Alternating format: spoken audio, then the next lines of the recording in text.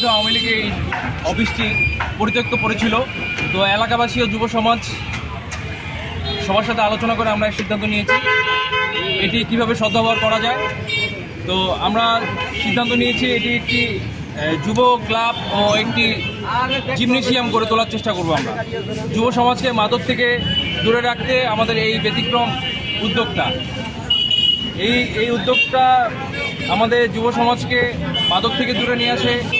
সামাজিক আপনার এখানে ক্রিয়া সংস্কৃতি পরিচালনা হবে, আপনার উন্নয়নমূলক কাজ পরিচালনা হবে। এখানে এইটা যে শুধু জুলাই যোদ্ধাদের সংগঠন তা না, এখানে ঠাকুরাবাসীর সকল যুবকদের জন্য উন্মুক্ত থাকবে। সবাই এখানে ক্রিয়া সংস্কৃতি এবং উন্নয়নমূলক কাজ পরিচালনা করবে।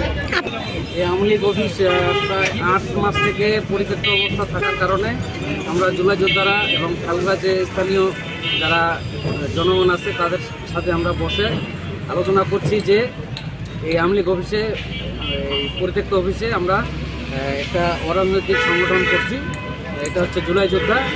আর হচ্ছে এখানে যেটা আওয়ামী লীগ অফিসে নিষিদ্ধ অফিসে যেটা আমাদের মূলত হচ্ছে যে যুবকদের জন্য আর সাংস্কৃতিক অনুষ্ঠান এবং মানে সাংস্কৃতিক কাজকর্ম এবং যে জিমনেশিয়াম, মানে এটার জন্য আমরা মূলত এখানে কীভাবে করছি। আর ঘটনা হচ্ছে যে এখানকার অধিকাংশ যুব সমাজ মনে করেন যে মাদক আসক্ত এবং নেশা আসক্ত লিপ্ত আছে।